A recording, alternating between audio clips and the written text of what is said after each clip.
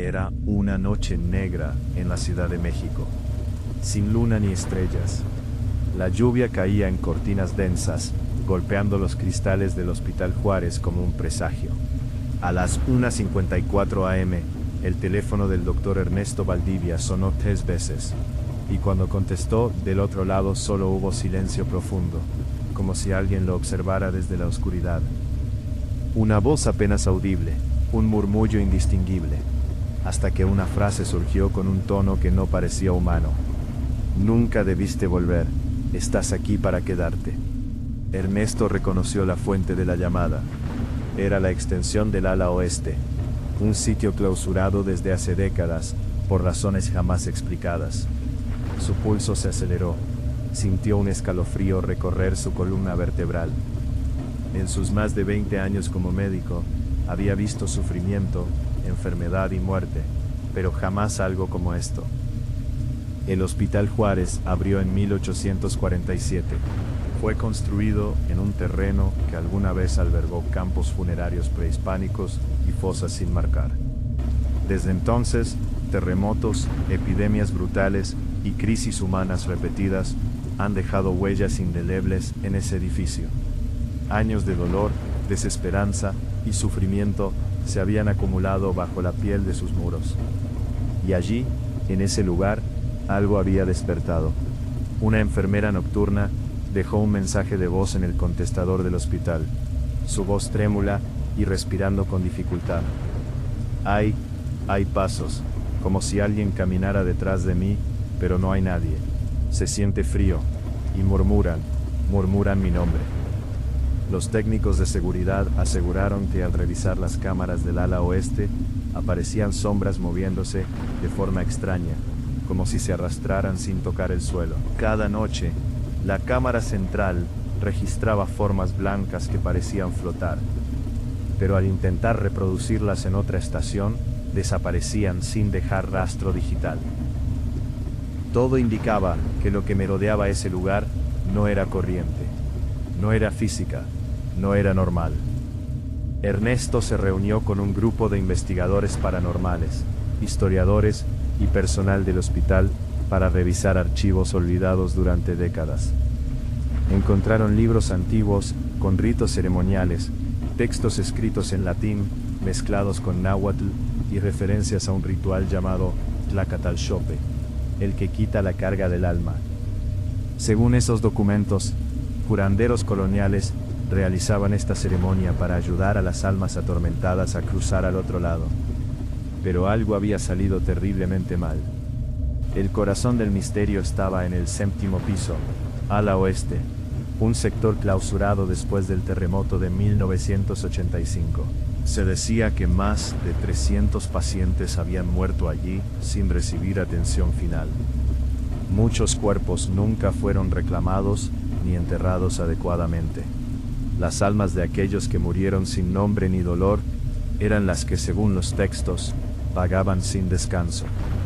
Esa noche, Ernesto y el equipo decidieron explorar el 7º piso. Subieron en el ascensor oxidado, cuyos engranajes chirriaban como si jaran advertencias. El ascensor los dejó entre pasillos largos, con baldosas agrietadas y fluorescentes que parpadeaban con lentitud inquietante. Cada paso resonaba como un latido en el silencio opresivo del edificio. El aire olía a humedad, óxido y algo más, algo indescriptiblemente antiguo y triste. Ernesto sintió cómo sus nervios se tensaban mientras avanzaban hacia el ala oeste, donde las puertas estaban selladas con cinta amarilla oxidada. Una cámara de seguridad captó el momento en que una figura apareció de la nada, una mujer con un uniforme blanco antiguo, impecablemente pulcro, sin sombra bajo sus pies. Sus ojos eran pozos negros, vacíos pero penetrantes, y su rostro era sereno, como si estuviera cumpliendo una tarea que llevaba décadas realizando. No caminaba, flotaba con una calma que helaba la sangre.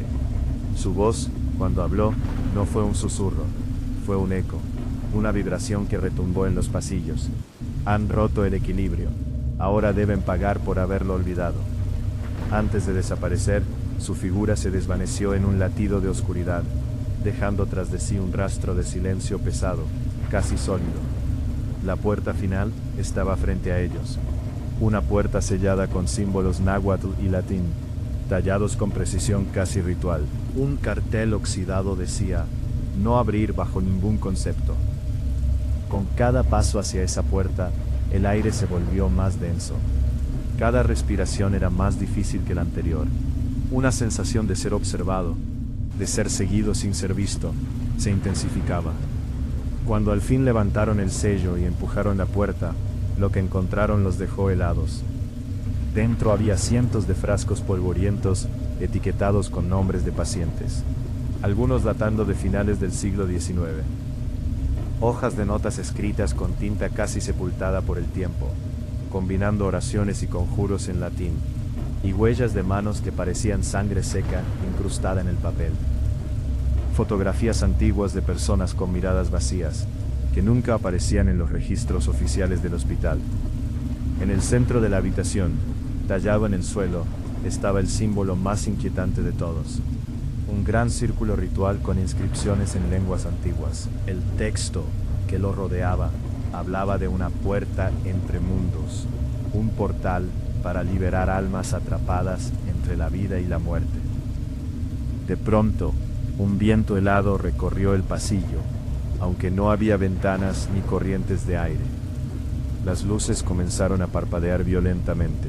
Un lamento profundo, como el grito de 1000 voces rotas, surgió de las entrañas mismas del edificio. La figura espectral apareció nuevamente frente a ellos, esta vez con una intensidad que hacía que sus uniformes vibraran con cada palabra. Oírlas fue como sentir el lamento de una generación entera. Libérenme, y liberen a los que aquí están olvidados. Casi sin aliento, una voz dentro del grupo gritó con urgencia. Deben completar la ceremonia. Si no lo hacen, estas almas jamás descansarán, y el hospital jamás quedará en paz.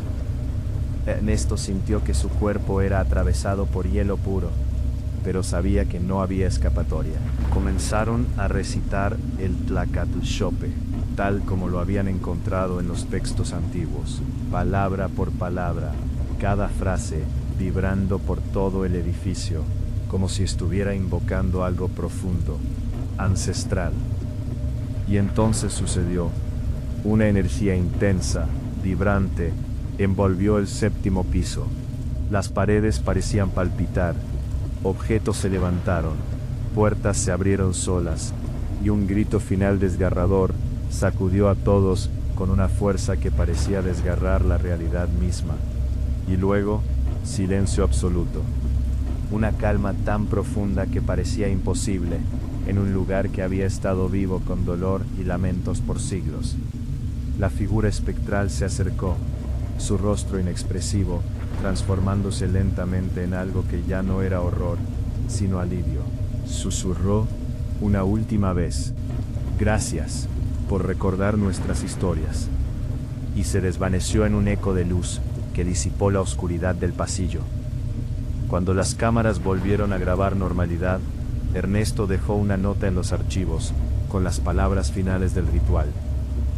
Que las almas aquí recordadas jamás sean olvidadas, y que nadie olvide que la muerte no es el final, sino el peso de las memorias que dejamos atrás. Caminando por el pasillo, una brisa suave rozó su mejilla, como un último susurro. Ahora podemos descansar.